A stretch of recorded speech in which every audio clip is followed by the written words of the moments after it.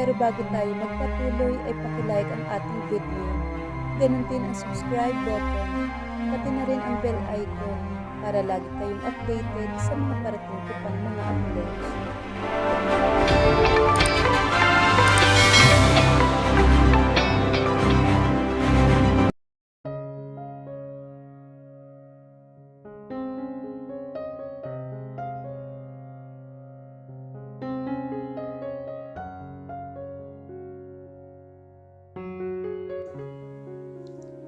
Wow! Ang galing-galing niyo palang kumanta. Wika ni Bella na tumatakbo papunta sa amin para batiin kami. Siyempre hindi ko talaga alam na magaling kumanta si James. Mas maganda pa ang boses nito kaysa sa akin.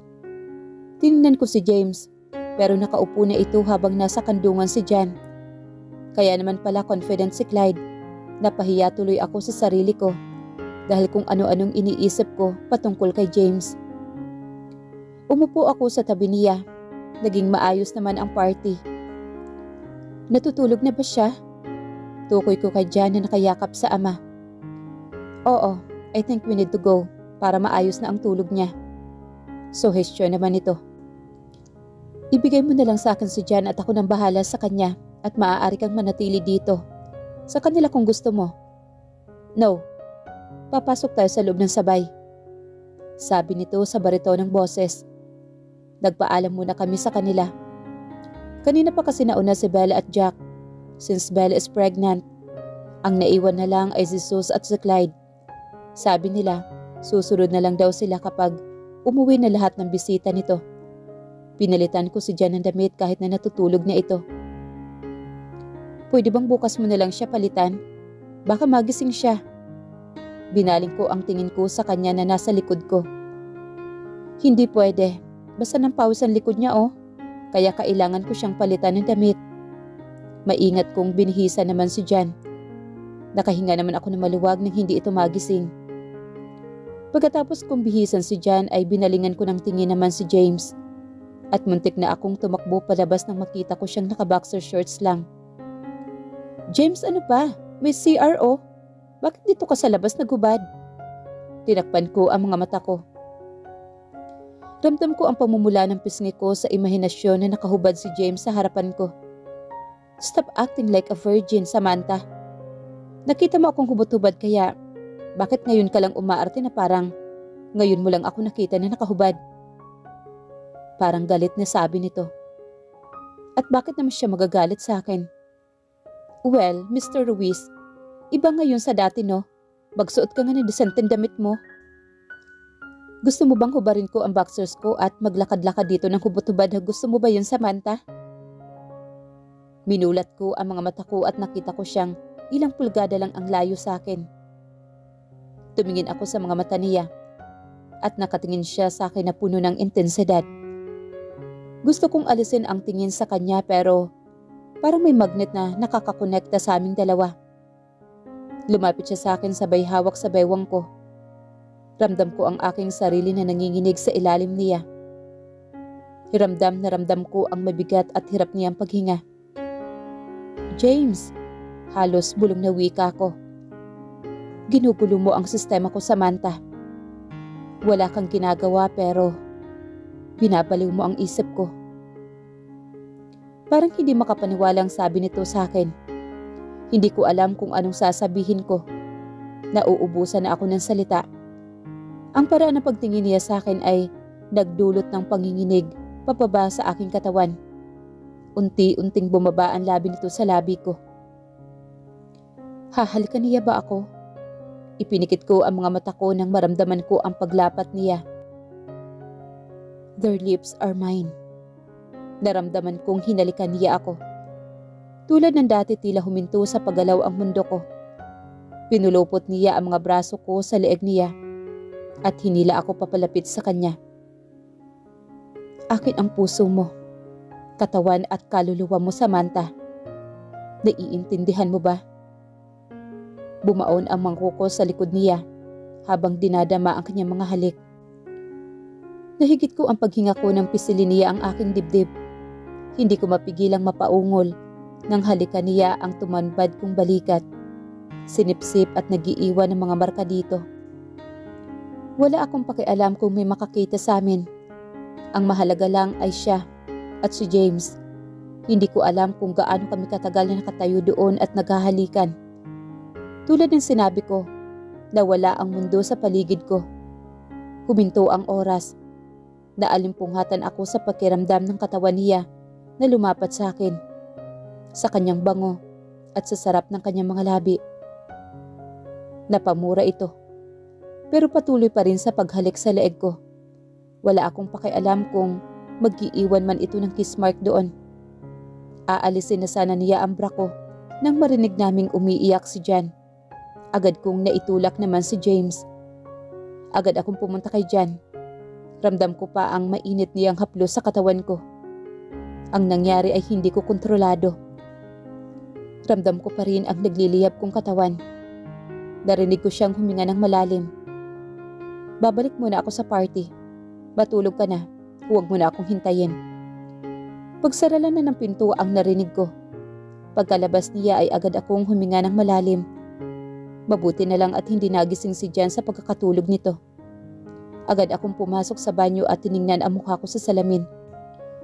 Napatingin ako sa iilang pulang marka na nasa leeg at braso ko. Kinabukasan maaga kaming nagising dahil napagdesisyon na naming mag-beach. Dahil may malapit lang na beach sa Villa naman ni Clyde. Si Jack at Bella ang kasama namin sa iisang sasakyan. Si Jack ang nagmamaneho. Samantalang nasa backseat naman kaming tatlo. Nakaupo si Jan sa kandungan ng ama nito. Habang nalilibang ito sa tanawin na nasa labas. Pagdating namin ay medyo marami ng tao sa beach kahit maaga pa. Agad namang nakipaglaro si Jan kay Zeus at Clyde. Binatukan pa ito ni James nang sinabi nitong isasama nila si Jan na mag-girl hunting. Boys will always be a boys. Naupo ako sa tabi ni James habang ramdam ko ang kamay nito na nasa likod ng upuan ko. Samantha, halika na, palit tayo ng pampaligo. Hoy buntis, huwag kang magpalit ng bikini ha. Baka lamigin si baby. Sigaw nito kay Bella, pero inirapan lang siya nito. If I know, hindi lang talaga gusto ni Jack na makitang nakabikini si Bella. At bakit? Nagtatakang tanong ko dito nang hinawakan nito ang kamay ko nang paalis na kami ni Bella. Basta, huwag kang magsusuot ng sexy bikini. Gaya na ginawa ni Bella kay Jack, inirapan ko na lang din si James, saka ito tinalikuran at sinundan si Bella. Tatakpan ko na sana ang puting bikini ko, pero pinigilan ako ni Bella. Sabi niya, hayaan ko na lang daw. Buntis na si Bella pero sexy at hot pa rin siya. On points, siguro ang katawan niya dahil isa siyang pulis. Naka-black bikini siya. Mas lalong pumuti ang kulay nito dahil sa suot nitong itim. Hindi ko alam pero kanina ko pa napapansing pinagtitinginan kami ng tao, lalo na ng mga kalalakihan mula paglabas namin ng banyo. Medyo malayo-layo na kami sa kinauupuan ni James nang makita ko ang pag-igting ng mga panga nito at ang pagdilim na mukha nito. Ganun rin ang tingin ni Jack kay Bella. Pagdating namin sa table ay agad akong hinila ni James kaya napaupo ako sa kandungan nito. Tatayo na sana ako nang mas hinigpitan pa nito ang yakap mula sa likod. Naramdaman kong hinimas niya ang leeg ko. James, maraming tao. Nahihiyang sabi ko dito. Sabi ko sa'yo, huwag ka magpa-sexy pero ginawa mo pa din. Ang kulit mo, Samantha. Gusto mo bang patayin ko yung mga lalaking hindi maalis ang tingin sa'yo? Nahihirapang sabi nito mula sa likod ko. Hinahalikan niya ang nakalantad kong likod at pakiramdam ko. May namumuo sa likod ko. Naramdaman kong sinisipsip niya at hinihimas ang balat ko. Agad akong napaigtad. Nang kinagat niya iyon, napagtanto kong naglalagay siya ng kiss mark doon. What did you do? Mapanghusgang tanong ko dito. Ngumiti lang ito nang nakakaloko. Minamarkahan kita. Hindi ba halata? Gusto mo pa bang magbikini ngayon? May mga kiss mark na nasa likod mo, asawa ko. Pinamulahan ako ng mukha sa sinabi nito. Leche talaga siya. Tumayo ito at hinubad ang suot nitong t-shirt. Lumapit ito sa akin at walang kung ano-anong pinasuot sa akin ang damit na hinubad nito. You're mine. At ako lang dapat ang nakakakita sa katawan mo. Tandaan mo yan, Samantha. Umupo ako sa tabi ni Bella at pinapanood ang mga lalaki na naglalaro kasama si Jan. Hindi ko mapigilang matawa sa kanila. Ang cute kasi nilang panoorin na maglaro na parang bata at hindi bagay sa kanila dahil sa body belt nila. Marami ng mga kababaihan ang napapatingin sa kanila. Si Sus at si Clyde lang ang mga lumalandi. Nakita ko ang pagtigil ng laro ni James. Sakto namang tumingin ito sa akin. Nagatinginan kami at kinindatan niya ako. Saka ito bumalik sa paglalaro. Uy, ang sweet naman ni James oh. He's so in love with you. Sabi na nga ba, in love si James. Sa akin? Pagputi siguro ng uwak. Hindi na lang ako nagbigay ng komento sa sinabi ni Bella. Gumiti lang ako at ibinalik ang tingin sa mga lalaki. Nakita ko ang paglakad ni James sa kinaroroonan ko. Hindi ko nakasama si Bella dahil nakasali na siya sa mga lalaking naglalaro. Umupo ito sa tabi ko. Nagulat ako nang bigla itong humiga at pinatong ang ulo sa hita ko. Let me rest in your lap. Sabi nito saka pinatong ang braso sa mga mata nito. Ang puso ko naman ay parang nagpaparty sa lakas ng pintig nito. Hindi ko mapigilang pagmasdan ang maamo nitong mukha. Ilang minuto kami sa ganoong ayos nang dumating si Jan, saka ito sumampa sa tiyan ni James, dahilan kung bakit ito nagising. Walang nagawa si James kundi ang bumangon. Akmang yayakapin ito ni James nang tumakbo ito pabalik sa mga tito nito. Gusto kong lumangoy. Huhubadin ko na sana ang damit niya, nang pinigilan naman ako ni James. Wala na yung hikis na ginawa niya kasi nilagyan ko yun ng yelo. Huwag ka maglalakas ng loob na tanggalin ang t-shirt na yan, Samantha. Kundi aangkinin kita sa harap ng maraming tao. Banta nito. Hindi na kita maintindihan. Gusto ko lang naman maligo. Naiiritang maktol ko dito. Pwede ka naman maligo na naka-t-shirt ah. Hindi mo naman kailangan maghubad. Nakatayo siya ngayon sa harapan ko na may galit sa mukha nito. Madali mong malalaman kung naaasar si James dahil namumula ang mukha niya.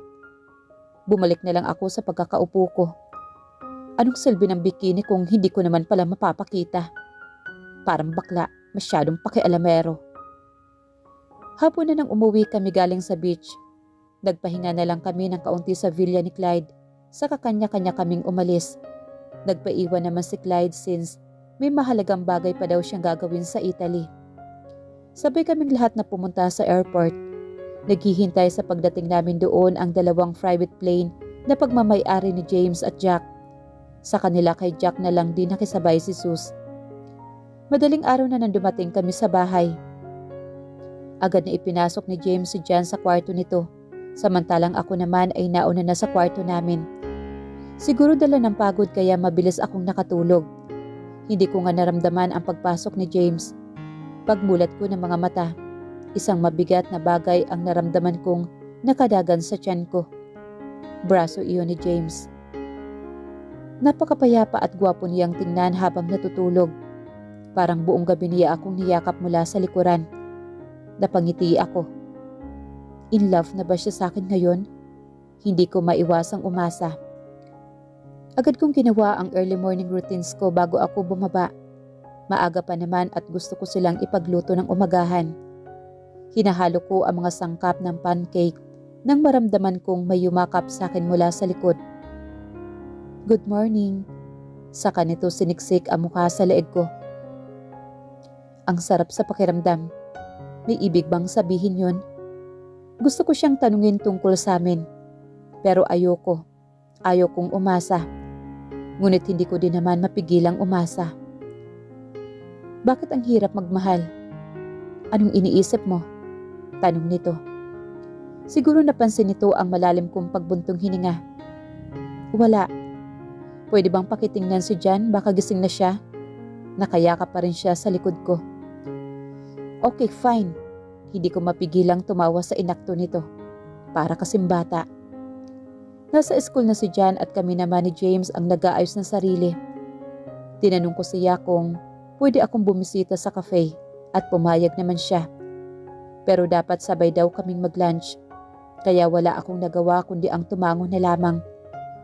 Naiinis naman ako kay James kasi halos kada minuto itong tumatawag sa akin, katulad ngayon. Ano? Naiinis na sabi ko dito. Ito ang pang-10 beses na tawag niya. Make sure na 10 meters ang layo mo sa lalaking yun. Wika niya sa kabilang linya. Agad kong nilingon ang paligid ko. Ano ba naman? Nasaan ka? 10 meters, Samantha. Lalayo ka o papatayin ko ang lalaking nasa harapan mo. Galit na sabi nito sa kabilang linya. Agad kong tinawag si July para siya na ang mag-serve sa mga lalaking nasa harapan ko. Ginagalit talaga ako ni James. Ano, masaya ka na ngayon? Sarkastikong saad ko dito. Sobra, babe. Dahil sa asar ko dito ay pinatayan ko siya ng tawag. Bumalik na lang ako sa opisina ko. Ma'am, gusto daw po kayong makausap ng babae na nasa labas. Camila daw po ang pangalan niya, sabi ng isa sa mga waitress ko. Anong ginagawa niya dito? Sige, papasukin mo siya. Pagkasabi ko ay agad itong tumalikod. Hi sister, maarting bati nito. Ano bang gusto mo? Is that how you greet your sister, Samantha? Parang nasasakta na sabi nito. Sa pagkakaalala ko, hindi naman tayo magkapatid. Ano bang kailangan mo? Walang ekspresyon na sabi ko. I hate her to the point na gusto ko siya talagang saktan. Sumeryoso naman ang mukha nito. Lumayo ka kay James. Mabilis na sagot nito. Tingnan mo, isa talaga siyang devil. Wala kang karapatang utusan ako kung ano ang dapat gawin ko, Camila. Mahinahong sabi ko. Tumawa ito ng nakakaloko. Para ka lang ang ina mo, malalandi. Tumayo ako mula sa sinabi nito. Bawiin mo ang sinabi mo. Galit na sigaw ko dito. Masakit pa malaman ang katotohanan ha, Samantha? Isa kang mga aagaw, katulad ng nanay mo. Malandi. Sigaw nito. Dumilim naman ang paningin ko. Hindi yan totoo. Mabuti na lang at soundproof ang opisina ko. Kabit ang nanay mo. Kapag nagsawa na si James sa'yo, itatapon ka lang niya na parang basura. Babalik at babalik siya sa akin dahil ako ang mahal niya. Ikaw, parang isang puta lang sa paningin niya. Naubusan ako ng pasensya. Mabilis akong lumapit at itinulak ito na sobrang lakas. Tumama pa ito sa mesa na naroroon saka ito natumba. Wala kang karapatan na bastusin ako. Oh my God! Ang baby ko! Sigaw nito at doon ko nakita ang dugong dumadaloy sa binti nito. Akmang tutulungan ko na ito na biglang bumukas naman ang pintuan ng opisina. Camila!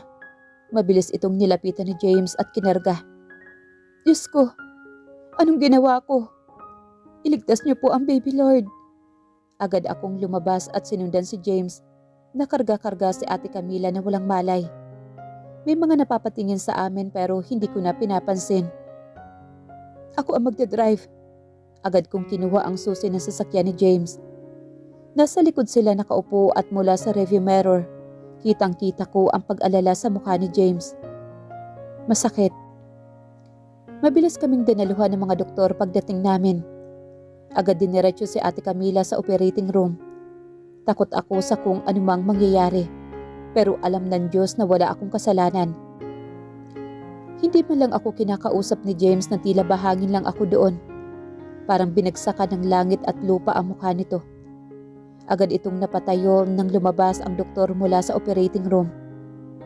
How is she, Doc? Puno ng pag-alalang sabi nito. Nasa likod lang ako nito at nakikinig. To be honest, Mr. Ruiz, under observation pa ang lagay ng pasyente. Mukhang malakas ang pagkakabagok ng ulo nito. And about the baby, I'm sorry, pero hindi na siya nailigtas. Ginawa namin ang lahat, pero sadyang mahina rin ang kapit ng baby ng asawa niyo, Mr. Ruiz. Asawa? Gusto kong sabihin sa doktor na ako ang asawa. Pero hindi ko magawa dahil mismong si James ay hindi nito itinama. Hindi ko alam na ganito ka kawalang puso, Samantha. Pinatay mo ang pamangkin mo. Isang malaking sampal sa akin ang sinabi ni James. No, hindi ko alam na buntis siya.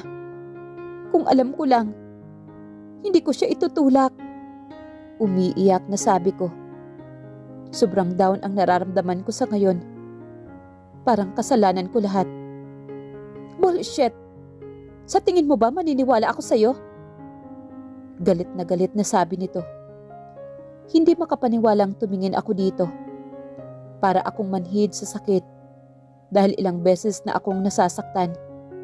Pero bakit masakit pa rin? Sa lahat ng tao, ikaw ang inaasahan kong makakaunawa sa akin.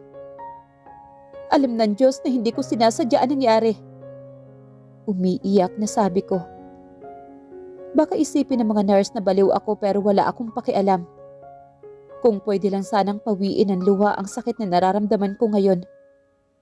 Buong buhay akong iiyak. Ngunit alam kong wala naman yung magagawa sa sitwasyon ko ngayon. Hindi mo naman ako mahal, hindi ba? Wala kang pakialam sa akin, hindi ba? Tinititigan niya lang ako pero hindi niya ako sinasagot. Hindi mo malang ako masagot. Ginawa ko na ang lahat para makuha ka. Pero hindi mo pa rin makita ang halaga ko. Hindi mo maiintindihan kung bakit ako nasasaktan na sobrang ngayon. Dahil hindi ikaw ang umiiyak. James, mahal kita pero bakit ang hirap-hirap mong suklian iyon? Naghintay ako na sumagot siya. Ngunit wala ni isang salita na namutawi sa mga labi niya. Habang pilit kong pinipigilan ang mga luha, iniwan niya ako doon.